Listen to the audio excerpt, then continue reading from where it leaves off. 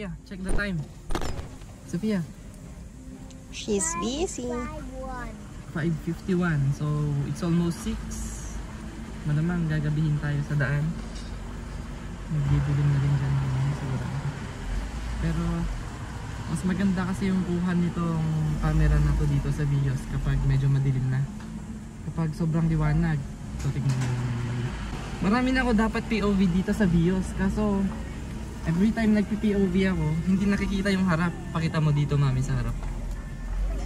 Pakita mo yan, tapos sila yung mukonti. Yung problema ko kasi dito sa Vios, mga tol, nakikita nyo tong part na to, yan.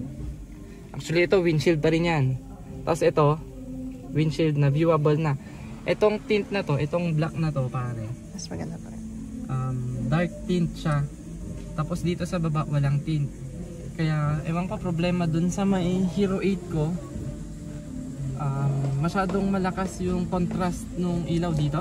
Dito sobrang dilim, dito sobrang liwanag. So puti na lang yung nakikita. Yun yung problema ko dyan. Kaya hindi ako nakakapag-upload ng POV ko dito sa Vios. Anyways, ngayon chance hapon, magdi-deliver kami ng sticker sa Torogi. Subukan natin mag-record pa. Set up na. Ayan na. Record na natin to. Oh, sige. Ngayon, since first upload ko na POV dito sa Vios, nakatamad na mag-setup, hindi muna ako mag-POV. Ay, hindi muna ako magpe-pedal view. Last content pala, ito yung hinahanap kong dead cut ng microphone ko. So, itong dead cut na to nakalagay talaga yan dito. Para at least mas filtered yung kuha niya, mas malinis yung voice. So, recording na ito. Sound check, check. Mic test. Ayun o, di ba nagre-record na. Uy, yung sticker niya ni Torogi. Baka yung nasa bag? no? Check ko, wait lang. Sophia, can you open this bag? Can you give it to me? This one. Yung zipper, ito. Careful. Ay naku, ang batang ito. Sophia, silipin mo nga kung mayroong sticker ni Torogi Kapi. Sticker. Did you see something? Okay, ito. Ilagay mo dito sa... So, bali gumagawa kasi ako ng sticker. Ganyan, no? Sticker ng mga coffee shops, sticker ng mga motovloggers, ganyan.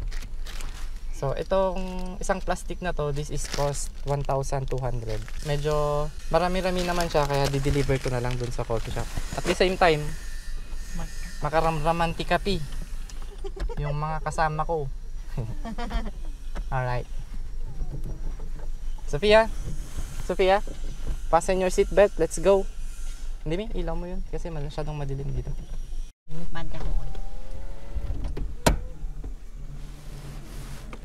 Okay, tara na. Wala munang pedal view. Alright. We are driving Vios 1.3 XLE. Ito yung manual transmission na version. Yung Vios 1.3 kasi meron din siyang CVT. Yun yung kumbaga automatic. Ay, may nakabukas na pintuan. Sa akin yun. Sa'yo. Hindi na. Madilim na. Sana maganda pa rin sa may camera. Madilim siguro sa baba. Mas didilim pa dyan mamaya. Oo. Alright. Daming lasing. Ba't yung pinatay yung ilaw dito? Yan. Wala namang umulan ngayon.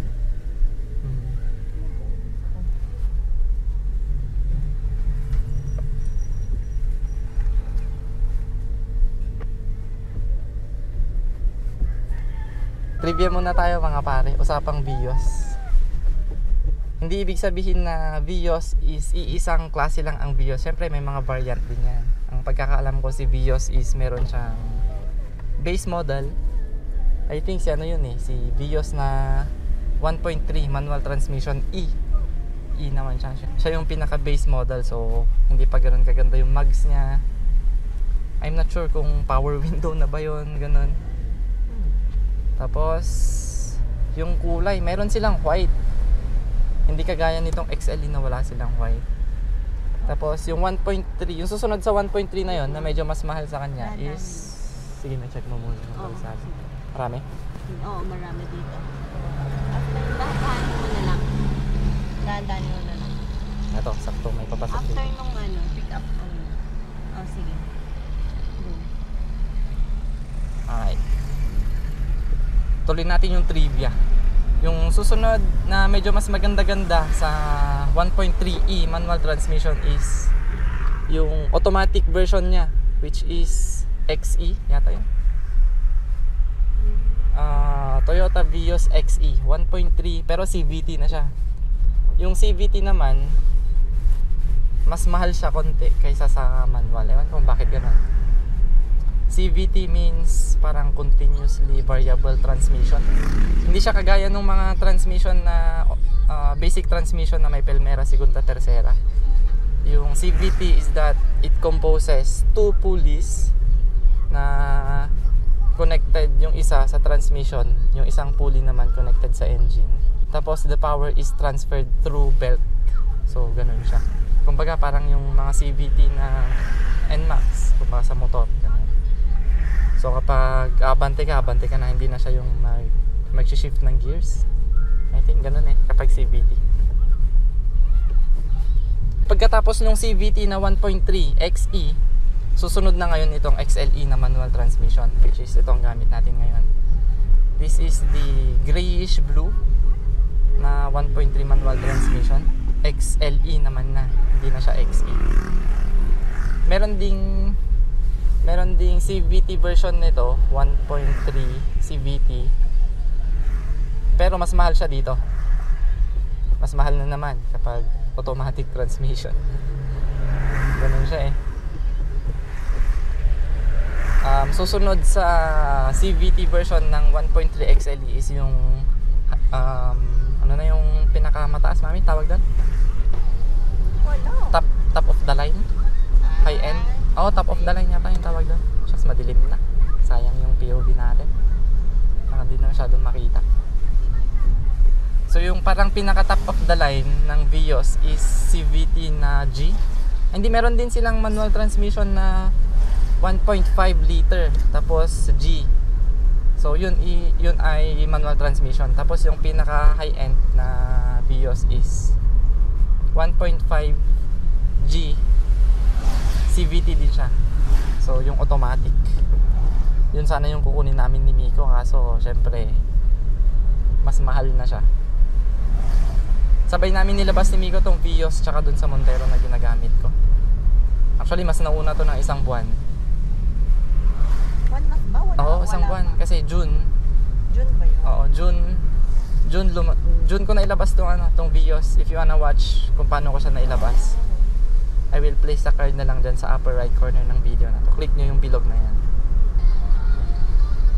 After 1 month, tsaka dumating yung Montero ko sa Mitsubishi naman. So magkasunod lang sila. So yan, ang lakas nung audio mo. Ganito dito sa Irisan mga pare, sobrang dilim. Foggy.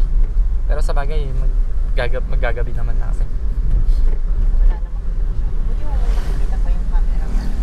Yun nga, baka wala na din. Dapat dumiretso na tayo. Hindi ko kasi dala yung camera kanina. Oo nga. But anyways, may part 2 pa naman to. Lalagyan ko ng part 2 itong POV ng Vios. Ipapayos ko lang itong tint. Full tint ko na lang dito sa harap. Ang liit kasi nung viewable dito sa harap ng dahil dito. Parang ang liit ng windshield. Bakit super dark nito? Yan, super dark talaga yan. Hindi kagaya ng Montero na ay light lang siya tapos full tint. Pero nag-add kasi ako ng 1,000 nung dito wala. Dito wala kang binayaran? Bakit dun sa puro bayo? Puro bayo pa. 1,000 yun. Pero actually mas na-appreciate ko yun kasi sinuggest nung sales agent. Kaso magdadagdag ng 1,000. Yung magiging part 2 ng POV na to, lalagyan na natin ng pedal. Ngayon kasi nagra-rush kami. Kakagaling ko sa opisina. Nagsundo ako. Tapos magde-deliver.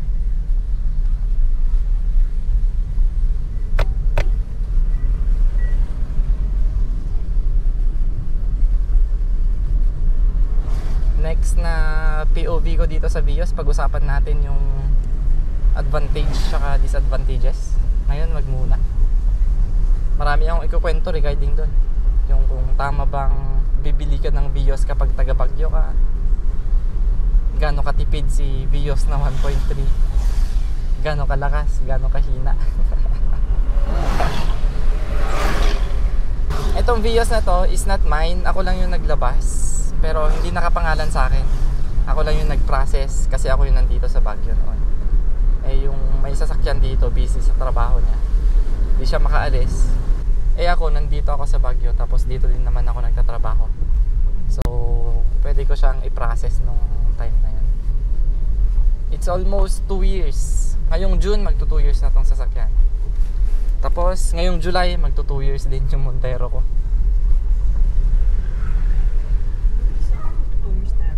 Magto 2 years na. So far so good naman. Almost 2 years. Tapos yung odometer nito is nasa 15,000 kilometers. Yan pa lang yung natatakbo. I think yung Montero is nasa 13,000 pa lang. Mas marami natakbo tong Vios kaysa yung Montero. Now, yung kwento kung bakit ako yung gumagamit ng Vios ngayon, parang hindi kayang i-maintain nung kapatid ko itong Vios kasi hindi na niya nagagamit. Malapit yata yung pinagtatrabuhan niya sa nirentahan niyang bahay. Hindi kagaya nung una. Yung unang trabaho niya, it's almost an hour travel kasi sira-sira yung kalsada din. Noon na, ngayon okay na. Kaya kinailangan niyang bumili ng kinailangan niyang maglabas ng Vios. Kapag umuulan, ganyan. Siyempre, sobrang hirap na. Lakas pa na. Magkaiba yung switch nung high beam nito tsaka sa Montero. Kakalito.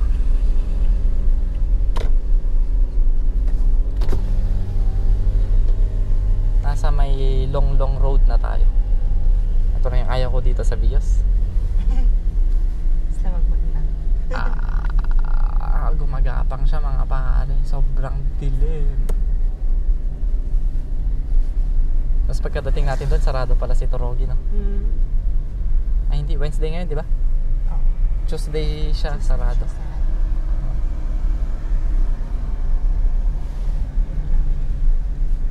Sobrang dilim mga pare. I doubt kung may nakikita pa sa camera.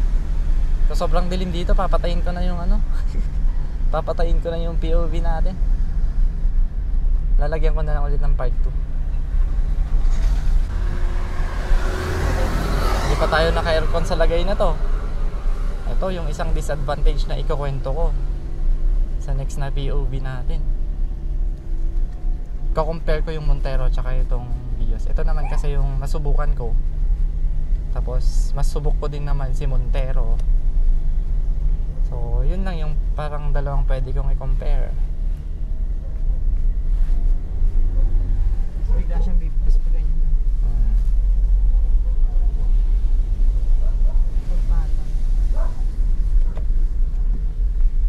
Magkakape ka kay Torogi? Siyempre. Hazelnut coffee.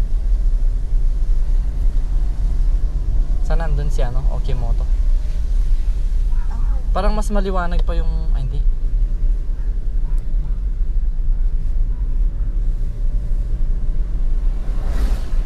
Para magbabarbecue tayo pag andun si Okimoto. Sige. Na-miss ko na. Barbecue. Grabe naman yung pag... Coffee ka ba? Pakain ka makatulog. Hindi, ikaw na lang. Hihingi na lang ako sa'yo. Sige.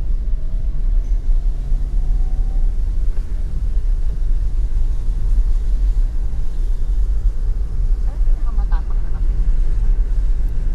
Napaipait. May gano'n? Oo.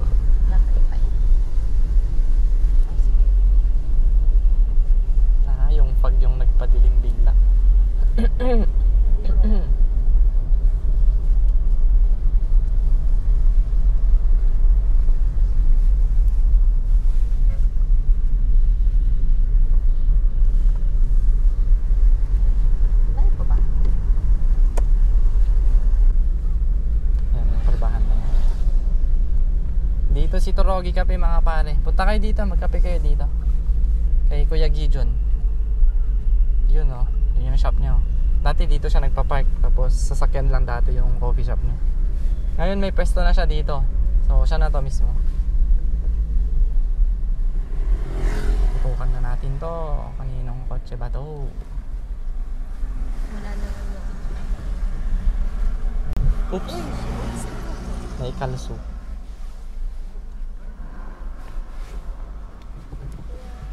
Feeling ko alis tayo agad, wala tayong parking. Ay, pwede yata dun oh, sa baba. May open na dun rin oh. yan? Dulo. Oo nga no. May cover na dito. Oh, dito naman tayo. Ang galing din, kahit ang Lumawak. layo nung shop, talagang pinupunta. Okay. Sige pala ko pa din. Kapi kami mandit, kung natanong nito. Siya naman. Let's go.